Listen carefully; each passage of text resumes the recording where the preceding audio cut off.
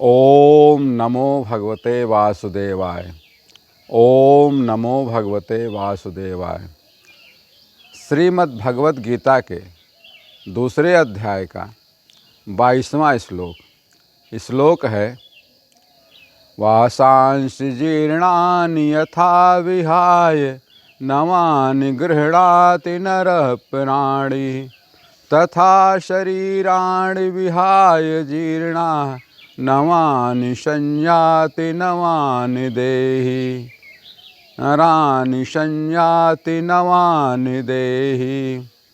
अर्थात जिस तरह से मनुष्य पुराने वस्त्रों को, जीर्ण वस्त्रों को त्याग कर दूसरे नए वस्त्रों को धारण करता है, वैसे ही देही जीवात्मा पुराने शरीरों को त्याग कर दूसरे नए शरीरों को प्राप्त होता है। ये तो इसका अर्थ हो गया मित्रों। अब इसकी व्याख्या देखिए।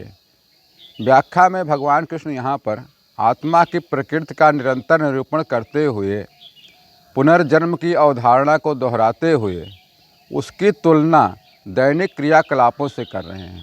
हमारे जो दैनिक क्रियाकलाप होते हैं उससे तुलना आत्मा की कर रहे हैं भगवान। कहते हैं जब वस्त्र फट जाते हैं या पुराने हो जाते हैं तब हम उन्हें त्याग कर नए वस्त्र धारण कर लेते हैं, और ऐसा करते हुए हम स्वयं को नहीं बदलते। हम कपड़े बदलते हैं, खुद को नहीं बदलते। कपड़े नए बदल दिया, पुराने फट गए, पुराने हो गए, जीर्ण शीर्ण हो गए, उनको चेंज कर दिया, उनको बदल दिया। इसी प्रकार आत्मा समान दृष्टि से जब जीर्ण शरीर को छोड़ती है तब उसमें किसी प्रकार का कोई परिवर्तन नहीं होता। आत्मा तो वैसे भी परिवर्तनशील है, आत्मा में कोई परिवर्तन नहीं होता, अपरिवर्तनशील है आत्मा। आत्मा में कभी कुछ नहीं होता, हमें ना कभी युवा होना, वृद्ध होना, जवान नहीं होना है। आत्मा नित्य निरंतर शाश्वत अचिंत्य है, उसमें कुछ नहीं होता।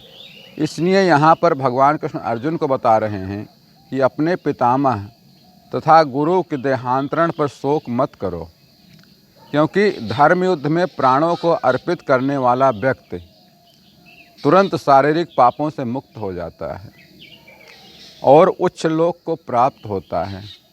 अतः हे पार्थ, तुम्हारा शोक करना युक्त संगत नहीं है। शोक मत करो, युद्ध करो, युद्ध करो। यह भगवान कृष्ण का एक तरह से ज्ञान है, उपदेश है। धीरे धीरे इसके अगले श्लोकों में इससे और विशद व्याख्या मिलती जाएगी, आपको और ज्ञान मिलता जाएगा। अब इससे आगे कल फिर मिलेंगे। तब तक के लिए श्री कृष्ण शरणम मम। श्री कृष्ण शरणम मम।